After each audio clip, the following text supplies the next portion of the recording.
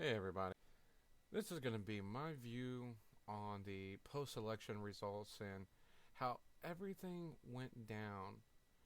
Um, I gotta say, I voted for Trump, though personally I wouldn't want Trump in office. But compared to his opponent, he was obviously the better choice. And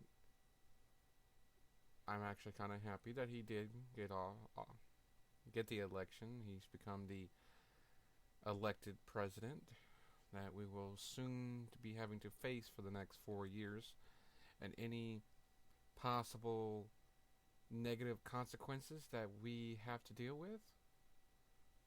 You know, that is kind of scary. The man has never run in politics, and everyone who voted for him, we obviously know this. The issue, or what I have to say is, because of the fact is that with over the course of the, what was it, 6, 7, 8 hours following the results coming in, um, the stock market's futures dropped by over 800 points. I'm not much of an economist, so I can't say how bad that is, but obviously it sounds bad to a layman like me who has no true level of information or knowledge about such things. So I can't really speculate on that, but I have to say, the elation from this is we did it.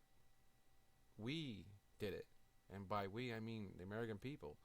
Look, that we includes those who voted for Gary Johnson or any other third party, or in correction, it includes the vote people who voted for Hillary Clinton. We are all Americans, and there should be no long-term anger from this or sadness. Yes, there will be sadness. The person that you wanted to win lost. The person that you did not want to win won. But that is nothing to truly fret over in the long term. Well, it is. But, I'm trying not to be here, a sore loser, because I got a feeling a lot of pro Hillary, anti Trump people in the next following week are most likely going to be putting out tons of videos explaining why or blaming some kind of identity or ideologue is going to be blaming someone for the reason why Hillary didn't win. Well, Hillary, when she conceded, I watched this live. She conceded before.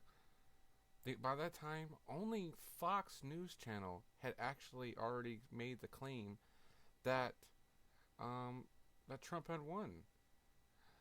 During near the end of his speech, NBC had finally declared Trump the winner. CNN made tons of mistakes. Well, they made one glaring one. I believe it was one of the news reporters on it said, "This is what we need to win." The news should be unbiased, and CNN truly showed their true colors tonight by continuously favoring Hillary at all times. Look, even NBC, who for the most part stayed impartial as best as possible, near the end, when it looked like for the most part that Trump had a good chance, was starting to come out on top, started to break down in their unbiased and started showing some colors of, this is what, some of them feel like.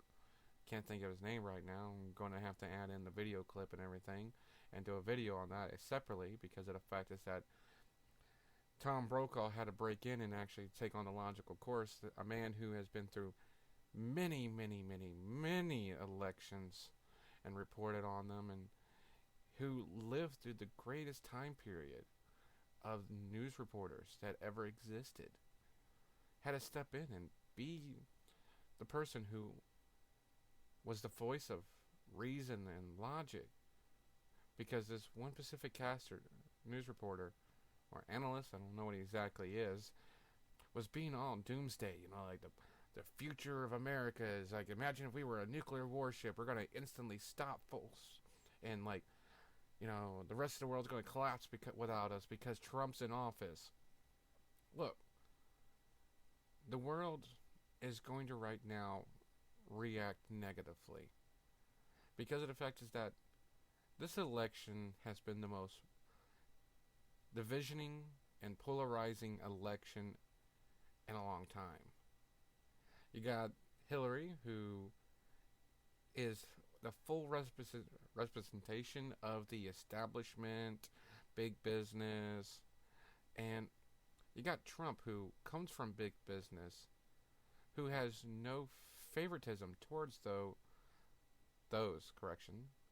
and big business, or he admits big business is good. Big business is good for our country. It is the driving force behind our country, but it is not the only driving force. You got the people. The people are the driving force, and so far, Trump, how he ran his campaign, truly, how do you say, it fit on that desire of the individual person to want to actually be part of, the matter, to feel like they have a voice in it. And the thing is, we always had a voice. It's just that we've kind of gotten where, oh, it doesn't matter, my vote doesn't matter. Oh, you know what? Your vote does matter. Your voice does matter. Even when no one is listening, when one voice speaks up, a second voice speaks up, and a third. And as every voice speaks up, one voice becomes merely a whisper, becomes as loud as the most richest man out there.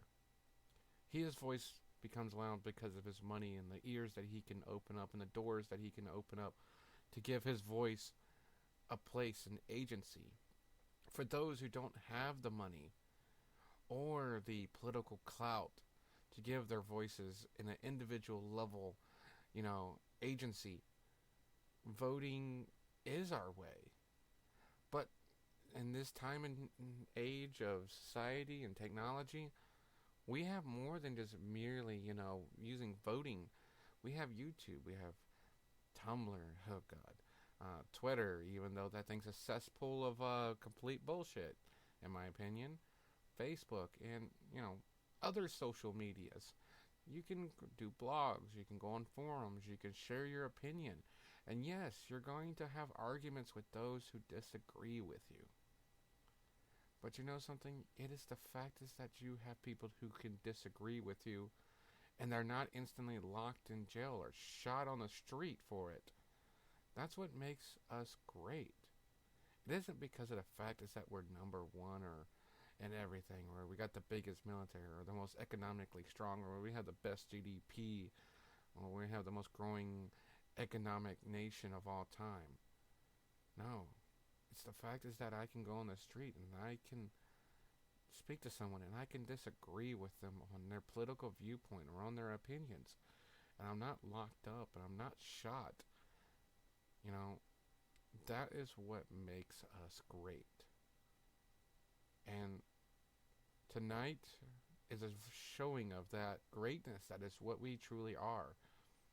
Others might say it's a sign of weakness. Or the fact is that, the masses have such a voice. Well, look throughout history.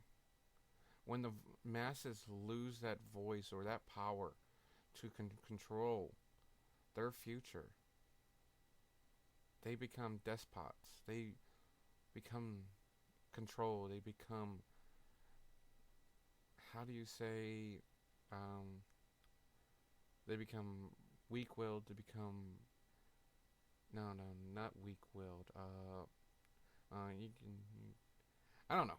What I'm just trying to say is, as long as the masses ensure the fact is that they can actually say what they want without any repercussions to their lives, is what matters, and we have it. I was back on topic after ranting a good little minute there, what, maybe 4 minutes? Um, about Trump's speech after the announcement that Hillary had conceded the election for the presidency. Um, it came off very, uh, calm, came off poised, and he didn't have to read. So obviously he was shooting from the hip a bit. But this is a man who has shown in past times when he had, well, that when he does fail, or when he's not the one chosen by the people, he is gracious. Sure, for the most part, he's vulgar, provocative.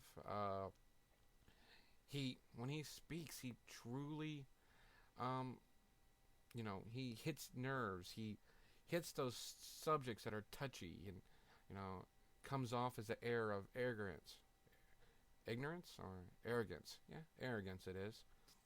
And well, I'm okay with that because I'm a person that says how I see it. I don't try to think about the fact is that am I going to say going to possibly upset or hurt the feelings of those who hear what I have to say.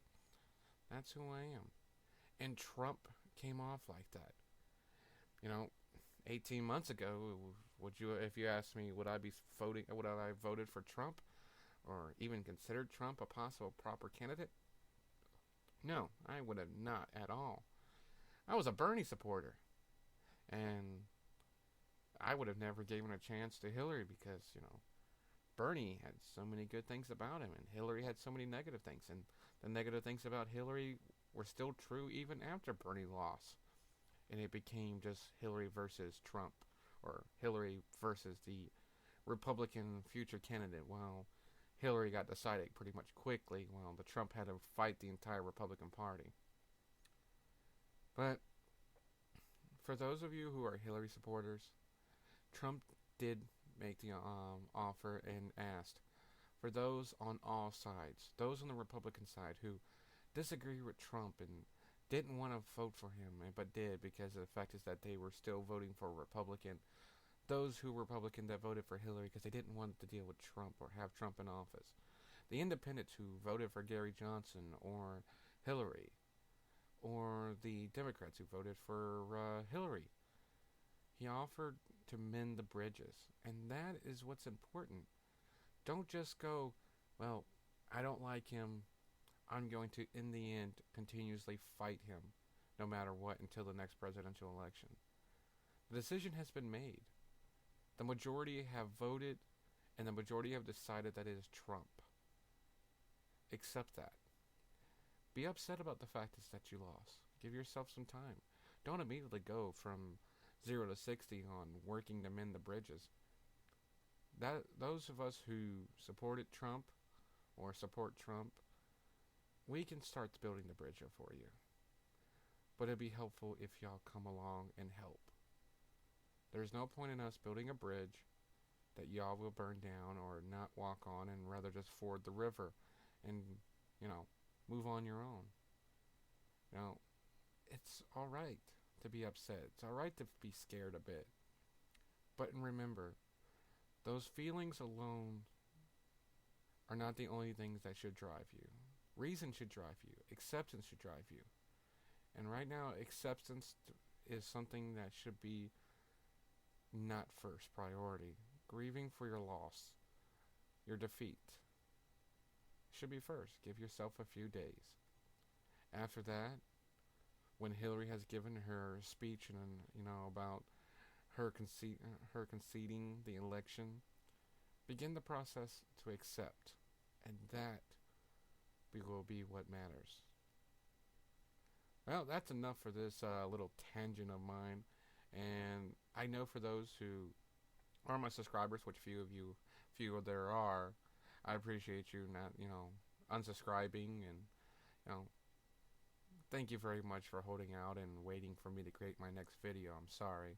I know this has been mostly a games only channel. I've only created one other political video. But I feel like this channel should be about whatever I want it to be about, and it should be about games and politics, because for the last 30 years, politics and gaming have been intertwined a bit. Mostly gaming is getting bashed by politics and everything else. Well, that's all for me, and I'm Corin. Have a good night, and just remember, keep on gaming, keep on kicking ass, and take everything you can and give nothing back.